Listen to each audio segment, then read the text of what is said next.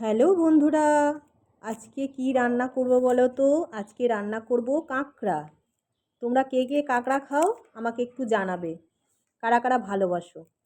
এই দেখো, কাঁকড়াগুলো সুন্দর করে তেলে ভেজে নিলাম। ভাজতে ভাজতে এই যে ভাজা হয়ে গেছে। আর ওই দিকে দেখা যাচ্ছে না, ওটা হচ্ছে ছোট ছোট বাটা মাছ। তার রেসিপি আমি অনেক দিন আগেই দিয়ে দিয়েছি। এই রান্নাটা অনেক দিন আগেকার তোলা, কিন্তু দেওয়া হচ্ছে না। এই দেখো, কথা বলতে বলতে কাঁকড়াগুলো সব ভাজা হয়ে যাচ্ছে। এই যে সুন্দর করে ভেজে নিচ্ছি, লাল লাল করে। কাঁকড়া এই যে এমন করে ভেজেছি না, ভাজাও খাওয়া যায়। এই দীঘা সমুদ্রের ধারে ভাজা পাওয়া যায় না, হেভি লাগে কাঁকড়া খেতে আমার। এই যে কাঁকড়াগুলো দেখো ভাজা হয়ে গেছে। এই যে এবার ঢেলে নেব সুন্দর করে।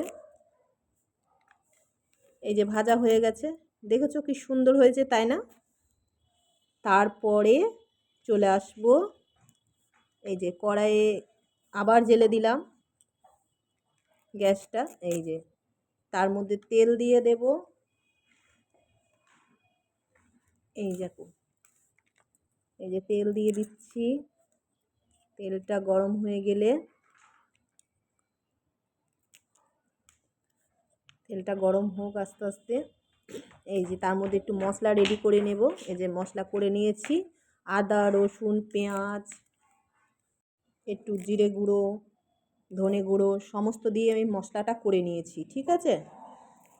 এই যে এবার এই মশলাটা দিয়ে দেব কড়াইয়ে। এই যে তেলের মধ্যে দিয়ে দিলাম। এবার ভালো করে কষাতে হবে। এর মধ্যে পেঁয়াজও দেওয়া রয়েছে, ঠিক আছে? কুচিয়ে দিইনি। এই যে লঙ্কার গুঁড়ো, এই যে হলুদ গুঁড়ো,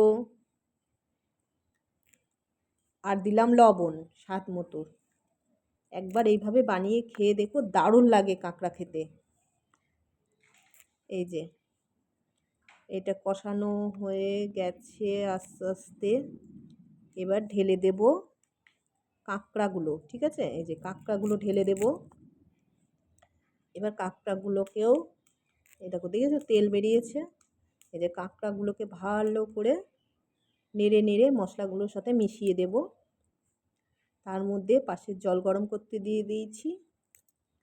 এই যে কষানো প্রায় হয়ে গেছে। বেশিক্ষণ লাগে না কাঁকড়া বানাতে, একবার এইভাবে বানিয়ে খেয়ে দেখো। আর যারা যেখান থেকে ভিডিওটি দেখছো, একটু কমেন্টে জানিও কোথা থেকে ভিডিওটি দেখছো, তাহলে আমার ভালো লাগবে। আর ভালো লাগলে লাইক কমেন্ট শেয়ার করে দিও, যাতে আরও অনেকে দেখতে পারে। এই যে বলতে বলতে কষানো হয়ে গেছে। দেখো কি সুন্দর লাগছে না? আমি এখন কি করছি বলো তো? আমি এখন শাক বাছছি, শোলা শাক। এই দেখো, দেখছো সুন্দর করে কষানো হচ্ছে। এই যে ভালো করে নেড়ে নেড়ে, এই যে এই যে একটু জল দিয়ে দেব। জলটা অবশ্য শুকিয়ে যাবে। এই যে ভালো করে, তাহলে মশলাগুলো আরও ভেতরে, কাঁকড়ার ভেতরে ভেতরে ঢুকলে, যত ভেতরে ঢুকবে তত টেস্ট হবে। তোমরা আমার বড় বড় ভিডিওতেও একটু ভালোবাসা দিও, যেমন ছোট ছোট রিলসগুলোতে যেমন ভালোবাসা দাও, তেমন যেন সবাই এতেও বড় ভিডিওতে আমাকে একটু ভালোবাসা দিও। তোমাদের ভালোবাসা আর সাপোর্ট আমার ভীষণভাবে প্রয়োজন। আর যারা যারা ফলো করে আনফলো করছো, তাদের উদ্দেশ্যে, এই রকম করছো যারা, তাদের জীবনেও উন্নতি হবে না। তাদেরকেও জানাই অনেক ভালোবাসা ও শুভেচ্ছা।